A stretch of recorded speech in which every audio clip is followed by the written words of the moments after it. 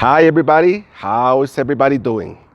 Well, we're almost over with this very difficult year. It has certainly been a tough year for many of us. But I like to finish the year with a short reflection that would maybe make you see next year totally different. Let me tell you the story about a guy named Charles Plum, Captain Charles Plum. He's a retired Air Force pilot for the United States. In his good years, he was able to complete 78 missions successfully. On what was supposed to be his last mission, right when the United States was at war with Vietnam, his plane got shut down. Right after his plane got attacked, he was able to eject himself from the airplane. His parachute opened and made it safely to the ground. Unfortunately, he was captured by the Vietnamese, and he was held captive for 6 very long years. Can you imagine that? Held captive for 6 years? Well, time after, he was rescued and taken to the United States, where he managed to start giving motivational speeches and explaining how he was able to survive for those 6 years. Certainly, there's a lot to learn from that experience. But one day, after he finished one of his speeches, he went to have dinner with his wife.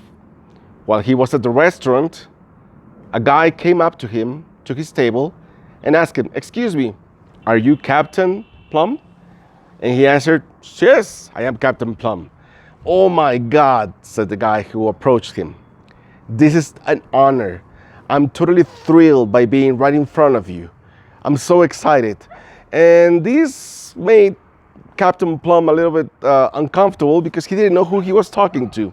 So he asked him, "Excuse me, have we met? Have you been to one of my talks? Have you read something about me? Because I can't remember you, and you're too young, so have we met?" And the guy says, "Yes, sir. I am the guy who packed your parachute on that last flight you took." Captain Plum was amazed. He had right in front of him that young man who took responsibility on packing his parachute, and that parachute saved his life, even though he was held captive for 6 years by the Vietnamese. And here's a reflection. Who has packed your parachute for this year? Who has been there for you? Economically? Emotionally? I don't know. Maybe a coworker, family, friends? If you're watching this from a cell phone, your laptop, if you have had food on your plate every single day, let me tell you that you're very fortunate and you're blessed beyond measure. I believe that the first one who packed our parachute and made us land safely at the end of the year was God. If it weren't for Him, who knows where we would be. But then after that, who packed your parachute? A relative? A friend? A coworker? Who knows? You should know. And to those who helped you by packing your parachute, this is what you're supposed to do. You have to be grateful. You have to call them, send them a message and tell them, "Thank you for being there. Thank you for being there when this year was so difficult for me." And the other reflection that I would like to give you is, have you packed someone else's parachute? If you have, congratulations.